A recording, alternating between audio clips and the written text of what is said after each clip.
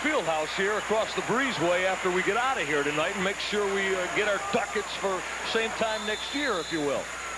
53-52, 11.9 left. Hutchins. Aaron in trouble. Got fouled by Jerry Howell. Salento Bodie, as you see in the lower of your screen, asking for an intentional. Not going to happen. Aaron Hutchins has missed the last 2 front ends. Aaron Hutchins from the line today, 6 out of 9. He's got 25 points. But Aaron Hutchins went into this ball game shooting far better than 80% from the free throw line. 85. 67%, 6 out of 9. It's all going to be academic. Remember, too, if he hits these two. If Hutch hits a couple here, the lead is only a 3-point hit away from sending us to overtime potentially. Aaron Hutchins didn't get it. Zembisky got fouled by in the backcourt by Thompson. Zembisky will go to the line.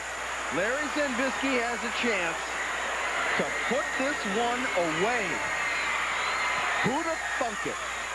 4.9 seconds. Zembisky with the rebound, looks for an outlet and says, no siree, I'm going to take it myself. They get him from behind. Larry Zembisky, all game long we've been alluding to the fact that Larry Zembisky would rather play like a guard than a 6'6" forward. Now is the time that Mitch Cerny is delighted that Larry Zembisky thinks of himself as a good outside shooter. We talk about the frailties of this game and what it can do to you. Still, his club has a 1-point lead, but State's Mr. Basketball, Aaron Hutchins, got to keep his head up right now. He has missed the last 3 front ends of 1-and-1s with his team up by 5. We saw this in the D1 state championship game today, Bill Needle, when Cincinnati Withrow was up 5 with 90 seconds left and also missed 3 front ends of 1-and-1s. Hutchins has been spectacular. He's authored 25 points in this one, and LCC wouldn't be where they are without him. Mike, but will he be a state champion? I have been fortunate enough to be able to stick my head in a number of NBA huddles in my time. The first thing the coach says, no matter what's on the clock, is we've got plenty of time. That's the first thing. The second thing he says is keep your heads up, especially if you've made a bad play. After that, he goes into instruction, what we're going to do here, what we're going to do there. What can you say to Larry Zembisky if you're Mitch Cerny, other than, Larry, how many times have you shot this in the driveway all by yourself, and you've told yourself in your head, for the state championship, I'm at the line, I've got a 1-and-1. How many of us that have ever done this on the playgrounds by ourselves millions of times have ever had the opportunity that Larry Zembisky has today, right now in real life? Yeah, those millions of times in the playgrounds and on driveways and in school gymnasiums translate into time for Zembisky to do it in reality. We are tied at 53. Larry Zembisky did the most important thing in a world that the shooter can do. Get the ball up in the air. It is as if he shot it with even a little bit more arc to make sure that he gave it a chance to go in. Terrific concentration at the line by Larry Zembisky. Now he's going to get iced. He may very well get iced again. There's icing the puck in the National Hockey League, and this is icing the guy at the stripe in basketball vernacular. Well, you know, the only difference between hockey and basketball as far as defense goes, in hockey, you know what you can do? You can pull that goalie if you want, no question about it. Can't do that. Can't do that here in high school basketball. Can't do it. As we talked about a moment ago, you know, Mitch Cerny thinking about pulling that goalie for the 6th attacker. You can't sneak that on the floor then, but right now, Bob Sagerson's looking at 2 scenarios. A make and a miss. I don't know if it'll differ up on either. I would think it would. The miss, obviously, boy, you hope you can at least get the OT off a Zembisky miss. Okay, Coach, you tell me what you do at this point, Michael. You are in a position. You've got 1 timeout. Let us say that Zembisky makes it. What do you do if you're Mitch Cerny? Do you pull your defense back and let Salento Bodie and Aaron Hutchins get a running start? Or do you pressure them from end to end, risk the foul call? Run the risk of the foul. Risk the foul call, and also allow them to have openings on the floor or defensive lapse where the weak side might send a guy sneaking down the backside for an easy layup to win it. I'd still be the riverboat gambler type, Billy. I got to get a little pressure on Bodie and on Hutchins, not to just let them sashay up the floor by themselves. Zenvisky at the stripe. We're tied at 53. Does he put his club ahead by one, or are we staring down the barrel of an overtime?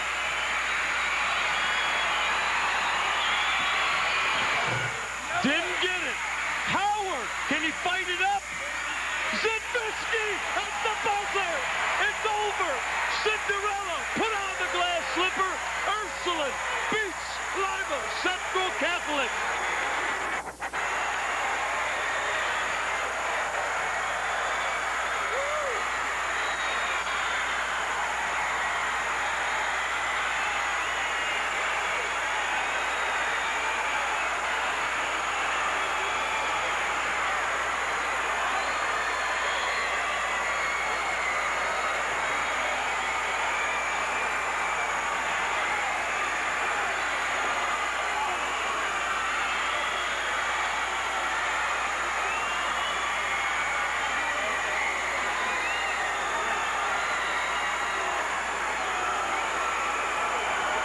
Absolutely astonishing finish for the Cinderella story that is Youngstown Ursuline. Let's look at it from Zenvisky's miss on the line and the battle on the offensive window.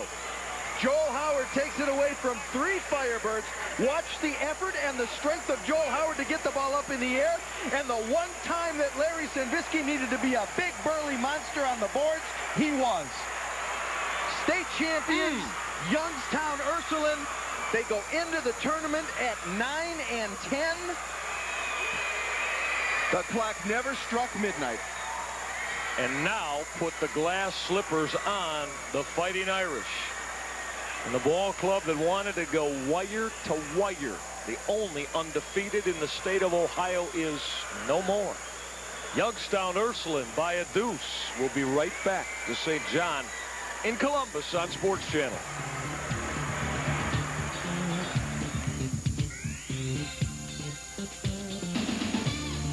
Level.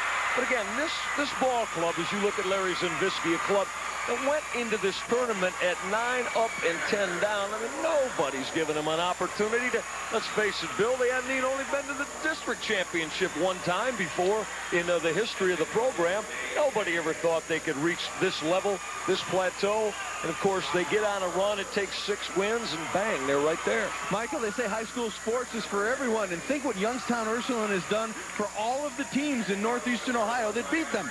If LCC had won, nobody could say, well, at least we beat the state champs. Just think of all the kids up there in the Youngstown area who can say, Youngstown Ursuline, they ain't so good. We beat them.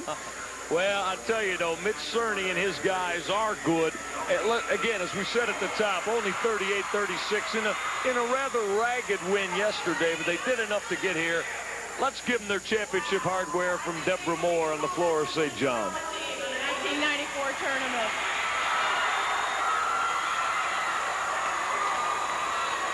Youngstown Ursuline came into this tournament with a 10-10 record on the regular season, and here they are 5 weeks later, the champions in Division III.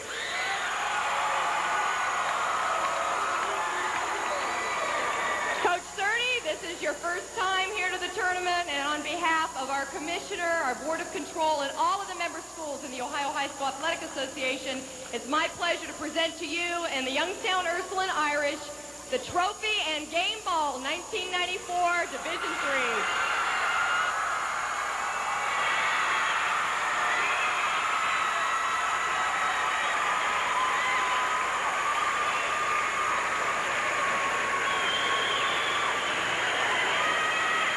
Mitch Cerny, only 7 games over 500 in his coaching career, 4th year at Ursuline. Now, raise it high, Fighting Irish, for all to see around the Buckeye State. Division III state champions. Youngstown Ursuline's Fighting Irish in absolutely dramatic, mind-boggling fashion. On the Larry Zenvisky stick back at the buzzer, Ursuline beats Lima Central Catholic 55-53.